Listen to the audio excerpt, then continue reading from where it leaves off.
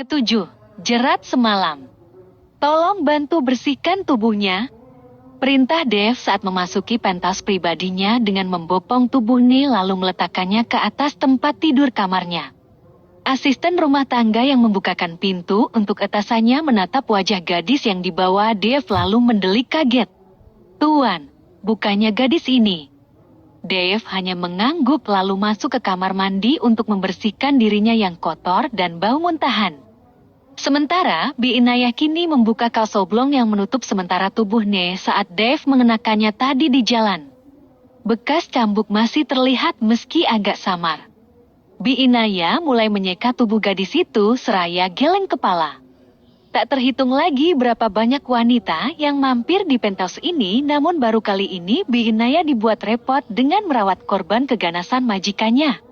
Wanita paruh baya itu kemudian mengambil sebuah kemeja biru muda milik Dave sebagai baju ganti sementara untuk gadis itu. Dave mendelik heran saat Ne kini sudah bersih dengan mengenakan kemeja yang kebesaran dan terpaksa menampakkan pakaian dalamnya. Pakai kemeja saya, Bi. Maaf, sementara saja, Tuan. Kalau pakai baju Bibi mah malah si Nona ini kayak badut, atuh. Kan Bibi gendut. Dave yang baru keluar dari kamar mandi masih mengenakan handuk kimononya lantas tersenyum tipis di salah satu sudut bibirnya mendengar logat Sunda Bi Inayah yang lama tak didengarnya. Hubungi Steve. Mintakan baju ganti buat dia. Membuka jendela balkonnya, Dave kemudian menyalakan sebatang rokok seraya menikmati hembusan angin malam menjelang pagi yang langsung menerbangkan kepulan asap rokoknya ke udara. Nona ini akan bermalam di sini, Tuan. Bi Inayah mulai cemas dengan kisah tragis terakhir kali Nayara berada di tempat ini. Dave membalikan tubuhnya dan melirik Bi Inayah dengan mata elangnya. Kenapa? Ada masalah? Tidak, Tuan. Mau susu hangat? Atau kopi? Dave menggeleng lalu membiarkan Bi Inayah pergi keluar dari kamar pribadinya. Hah? Desah Ne menggelitik indera pendengaran Dave yang kemudian melihat kedua kaki Ne yang menggantung di tepi ranjangnya. Gadis itu menggeliat dan Dave kembali waspada takut Ne memuntahkan isi perutnya lagi. Namun dugaan Dave salah, Ne kembali mendesah manja dengan mata masih terpejam. Tiba-tiba napas pria itu menderu berat. Dimatikan batang rokok yang belum habis separuh lalu melangkah menuju hamparan kulit mulus milik Ne yang terbujur tak sadarkan diri. Ne menggerakkan kepalanya menggeleng gelisah, lalu mengangkat leher hingga dagunya membentuk sudut lancip yang membuat Dave sejenak berhenti bernapas. Kedua tangan gadis itu bahkan menarik permukaan selimut dan mencengkeramnya erat. Impi pija. Jangan. Lirih Nayara, bukan terdengar kesakitan namun desahan keenakan. Kedua mata Dave memicing tajam saat mengingat bahwa teman-temannya tadi telah memasukkan sebutir obat pembangkit gelora kedewasaan di dalam minuman yang ditenggak paksa oleh gadis itu. Dan saat ini obat itu sedang bereaksi meski dua kali Ne sudah memuntahkan apa yang sudah ia telan. Pria mana yang tidak tergoda melihat hamparan tubuh molek dengan suara desahan yang mengakibatkan benjolan di leher Dave kini naik turun. Hei! Dave menepuk pelan pipi Ne namun gadis itu bergeming. Hai! Gadis bodoh! Umpatnya kemudian membodohi Ne dengan keluguannya di ruang karaoke tadi. Baru ia tahu pula dari Steve kalau Ne hanya sebagai ladies companion cabutan akibat fitnahan salah satu teman klubnya yang iseng ingin menikmati kepolosan gadis ini. Sampai kemudian Dave yang terbiasa menyalurkan hawa nafsunya pada sembarang wanita itu membuka handuk kimononya dan melemparkan ke sembarang tempat. Napasnya menderu kasar melihat betapa Nayara begitu menggodanya malam ini. Baju kemeja yang baru menempel terpaksa dibuka kancingnya hingga menampakkan hamparan permukaan kulit yang begitu menggoda dengan dua gundukan kenyal di atasnya. Tak ada cinta apalagi rasa ingin memiliki. Dave hanya tahu geloranya yang tersulut malam ini harus dituntaskan dengan sempurna. Membuka celana Ne hingga tuntas ke ujung kaki, Dave melihat bagian inti Nayara yang sudah basah. Sialan bener nih obat. Belum diapa-apain efeknya sudah begini. Gumam Dave makin menggelora dan napasnya sudah tak karuan. Tidak ada babak pemanasan apalagi kecupan mesra layaknya pasangan yang melakukan hubungan badan karena Dave tidak pernah menyematkan sebuah rasa apapun pada tiap wanita yang ditidurinya. Bak singa kelaparan, Dave langsung memposisikan dirinya di atas tubuh Ne lalu merabai permukaan kulit gadis itu hingga ia menggeliat-geli. Tak disangka kini Ne membuka matanya lebar-lebar. Dave menghentikan sementara gerakannya menunggu reaksi gadis itu selanjutnya. Ne mengerutkan kedua alisnya memandang wajah Dave tanpa perasaan benci ataupun dendam seperti yang ia lakukan setelah hubungan mereka yang pertama beberapa waktu lalu. "Siapa aku?" tanya Dave pada Ne yang kemudian menggelang. "Kamu tidak mengenaliku?" Bukannya menampik, kini Ne malah mengalungkan kedua lengannya ke belakang kepala Dave dan memainkan jemarinya naik turun ke area tengkuk pria itu yang terasa sensitif. Giliran Dave kini yang menggeliat dan makin garang karena Ne seolah makin menyalakan api hasratnya.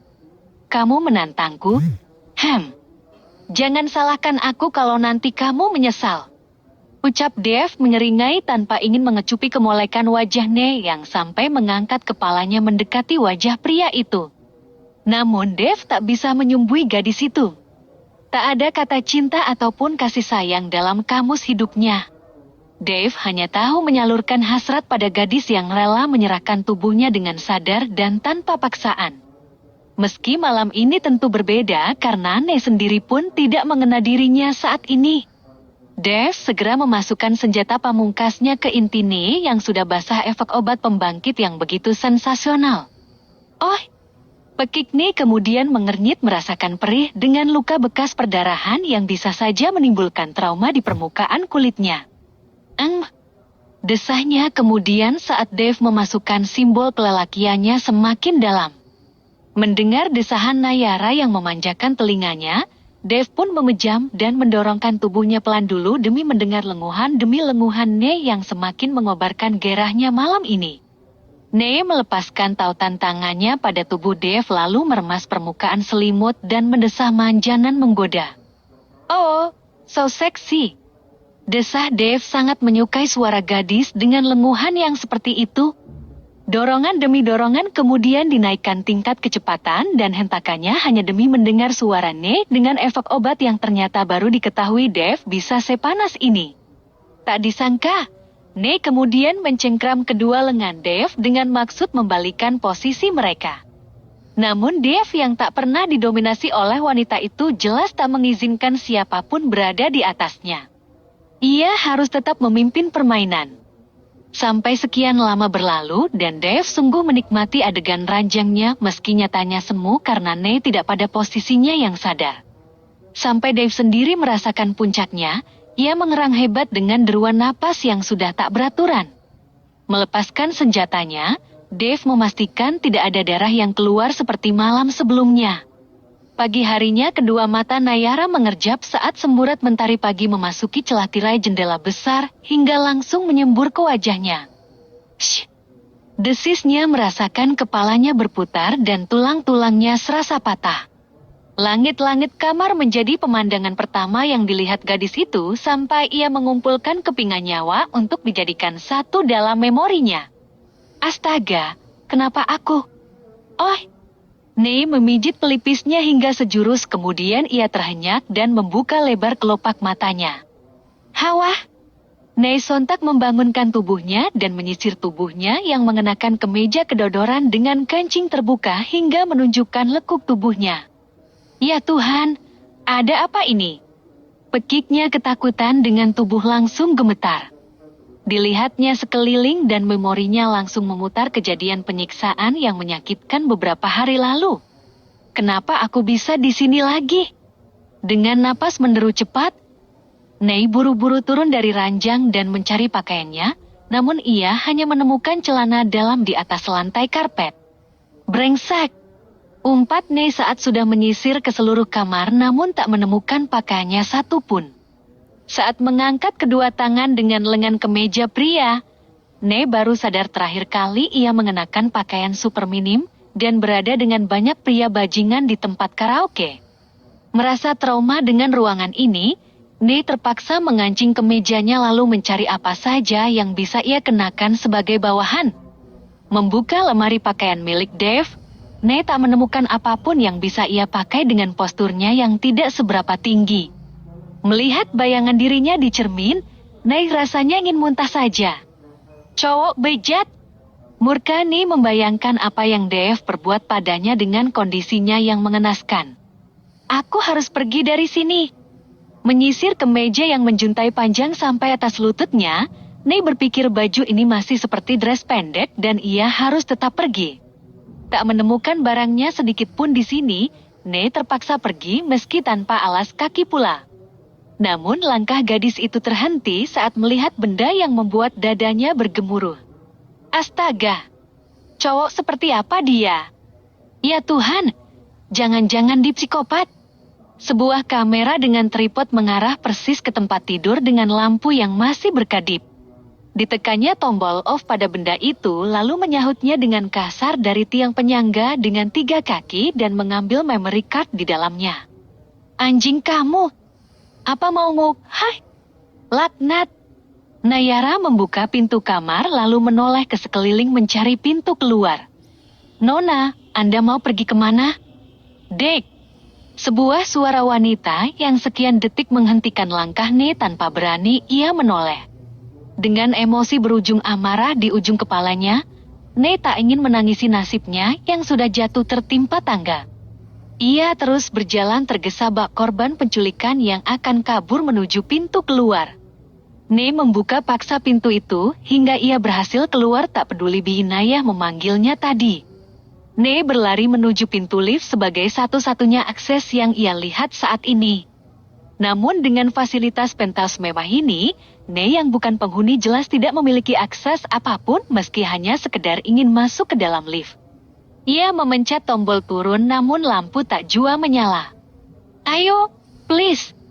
Gadis itu hanya berharap ada seseorang yang bersamaan dengannya membuka lift itu karena satu lantai gedung ini hanya diperuntukkan satu penthouse saja. Ting! Suara pintu lift terbuka dan Ney yang hanya bisa mondar-mandir menunggu itu akhirnya merangsek masuk saat Herlina akan melangkah keluar bersama pengikutnya dan menatap ada seorang gadis yang baru saja keluar dari kediaman pribadi cucunya. Terima kasih, tolong ke lantai dasar, saya mohon. Kedua tangan Ney sudah ditangkupkan dengan wajah memohon dan air mata yang tumpah meski sekuat tenaga ia menahannya.